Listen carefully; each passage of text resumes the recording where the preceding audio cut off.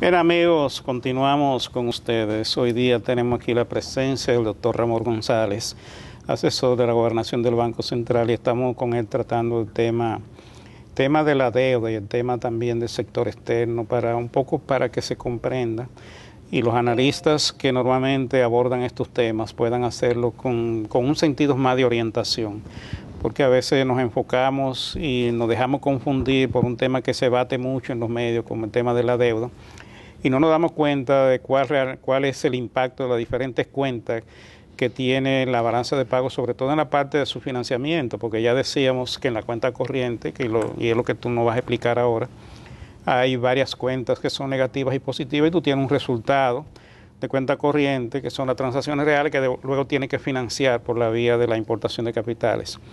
Entonces tú nos ibas a hablar del tema de la factura petrolera, que es una de las cuentas negativas, o sea, la cuenta de bienes. Bueno, es que representa el principal compromiso, ¿no?, del país para seguir funcionando, ¿no? Somos importadores de petróleo, un país, una economía pequeña, abierta, no productora de petróleo. Pues fíjate, el 2011 cerró con un déficit en cuenta corriente, tú lo sabes, la publicación del Banco Central reciente, del informe de la economía, pues en 4.499, 4.500 millones de dólares. Solo la factura petrolera del país el año pasado fue de 4.670. Superior. Es decir, 170 millones es superior al saldo en cuenta corriente. O sea, tú ves ya y puedes ir a apreciar con la magnitud de esta factura petrolera el problema que estamos enfrentando y donde tiene una de sus causas fundamentales, que es en esa onerosa carga que representa para el país y que tiene su vinculación, como posiblemente veremos más adelante, ¿no?, con el tema del sector eléctrico. Exacto. Entonces, para poner la cosa en perspectiva, la factura petrolera excede en términos porcentuales el déficit en cuenta corriente. Si el déficit en cuenta corriente sabemos que pues cerró en un 8% del Producto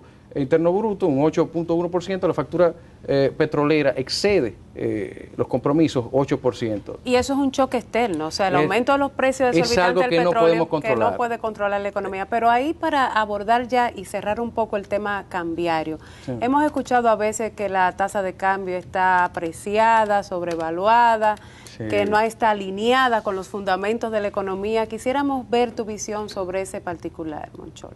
Fíjate, Rosana, ese tema en particular, que yo le he dado seguimiento a comentarios en la opinión pública, pues constituye algo de lo que el gobernador del Banco Central, Héctor Valdés Alviso, públicamente, ¿no?, y en conversaciones que hemos tenido en el banco, se refiere a lo que son leyendas urbanas. Mitos. Son una especie de mitos que se van generando. Y se repiten como papagayos. Una y otra vez. Entonces, los análisis, la realidad es que los análisis técnicos que ha realizado el mismo fondo, cualquiera puede ir a la página web del fondo, visitar las estadísticas financieras internacionales.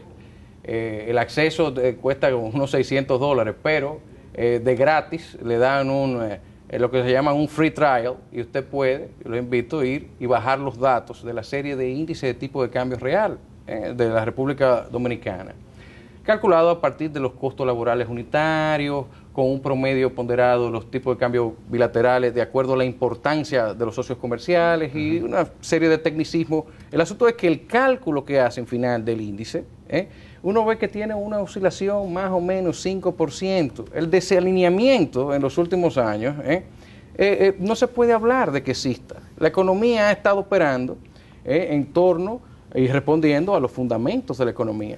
Y una depreciación mínima. Bueno, controlada, y hay que verla en la dimensión que ha pasado con los otros países. Porque si tú agarras y tu moneda se comporta de una forma, tú tienes que ver qué está pasando con tus socios comerciales y en el resto del mundo. Que en algunos se han apreciado y ha afectado la competitividad. Y aquí se ha mantenido una depreciación suave, estabilidad relativa, pero manteniendo la competitividad de los sectores generadores de divisas. Y así es que hay que enfocar el problema. Además, si tú te fijas, Rosana, la tendencia positiva que se ha venido consolidando en el sector externo, tú no puedes hablar de que de que hay problemas de competitividad asociados a atrasos cambiarios en el país, cuando la tasa de crecimiento, el ritmo de crecimiento de las exportaciones, más que duplica el ritmo de crecimiento de las importaciones, lo que te indica que a futuro esa brecha se puede ir, y esperemos, ¿no?, que se vaya cerrando.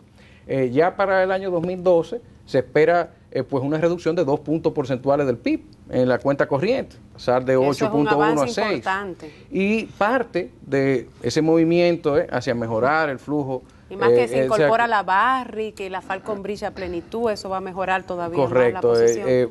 Eso va a ir mejorando, incluso ya para este año no estamos considerando tantos, ¿no? O sea que en esa reducción están operando factores pues con más importancia de exportaciones realmente nacionales que están incrementando al margen de la minería, porque la minería va a entrar en el último trimestre del año y no va a representar el gran impacto, ¿no?, de ya esos en el 2013, puntos. Sí, ya a partir de sí, ya sí de avisora que va a ser aún mejor en términos de las perspectivas para el sector externo de la economía. Entonces, para mí, el hecho de esta tendencia que se ha consolidado en el sector externo es evidencia de que el problema de competitividad aquí no está relacionado a desalineamientos cambiarios, para mí, en mi opinión como técnico.